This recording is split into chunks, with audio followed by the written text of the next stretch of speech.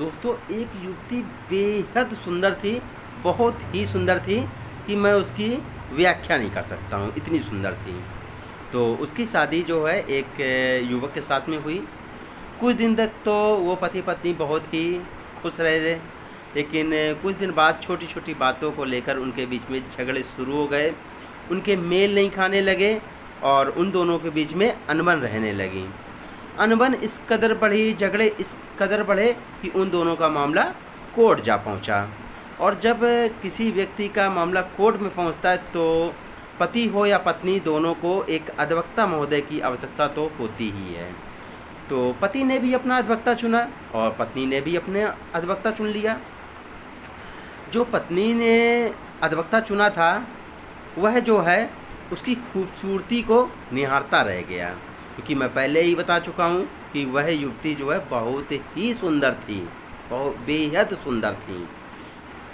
जब वह युवती अधिवक्ता महोदय के पास गई तो अधिवक्ता महोदय उसकी खूबसूरती को देखते रह गए और उसको पाने की लालसा उनके मन में बढ़ने लगी। फिर अधिवक्ता महोदय उनको जो है उसी युवती को किसी न किसी बहाने से अपने चैम्बर में, अपने ऑफिस पे, अपने घर बुलाने लग गए। केवल क्या, एक झलक पाने के लिए कि वह आएगी तो उसको एक बार निहार लेंगे, उसकी सुंदरता को देख लेंगे। ऐसा कई दिन तक चलता रहा। फिर एक दिन उन्होंने किसी न किसी बहाने से उस युवती को अपने ऑफिस बुलाया। केवल क्या, एक झलक पाने के लिए, उसकी खूबसूरती को देखने के लिए, उससे कुछ बातें करने के लिए बहाने से बुलाया। वह आई।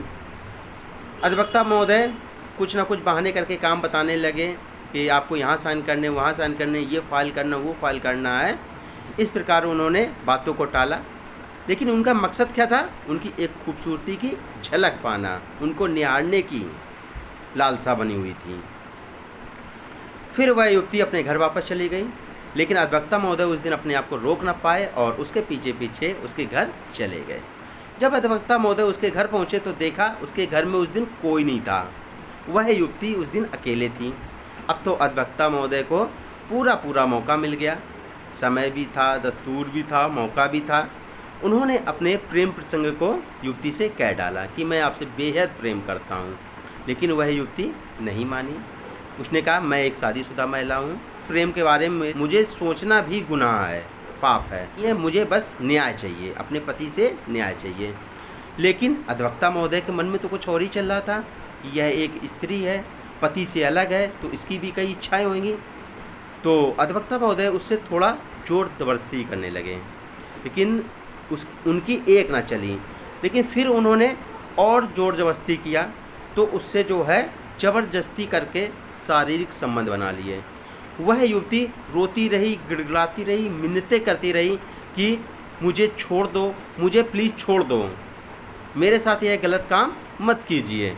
लेकिन वकील महोदय ने एक ना सुनी और उसके साथ में दुष्कर्म कर डाला।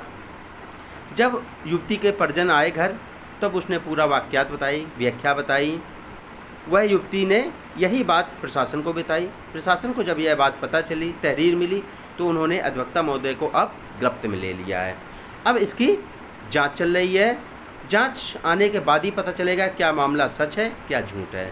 लेकिन मैं उन बहनों से निवेदन करना चाहता हूँ जो अपने पति को छोड़े हैं या पति उनको छोड़े हैं, कि जब तक कि कोई गंभीर विषय ना हो, जब गहरी मतलब लड़ाई ना हो कि अब मतलब यह हो जाए कि अब मुझे इनके साथ रहना ही नहीं है, तभी अपने पति से अलग हों और कोर्ट कचहरी का केस करें।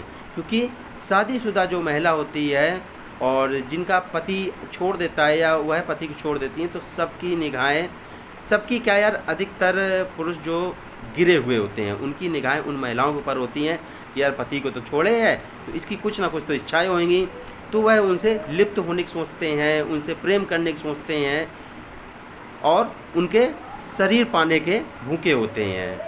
तो मेरा बस एक ही निवेदन है कि जब तक कि पति से गंभीर लड़ाई ना हो, झगड़ा ना हो, और जब यह हो जाए कि अब मुझे इनके साथ ज़िंदगी भर रहना ही नहीं है, तभी उनको छोड़ें और कोर्ट कचहरी का केस करें।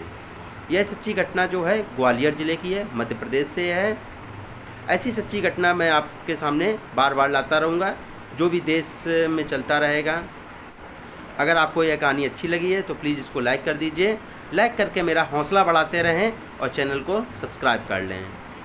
इस वीडियो को ज़्यादा से ज़्यादा शेयर करें ताकि समाज जागरूक हो सके। आपसे नई एक सच्ची घटना, नई एक कहानी के साथ मिलेंगे। तब तक सभी भाइयों को राधे राधे, जय श्री श्याम।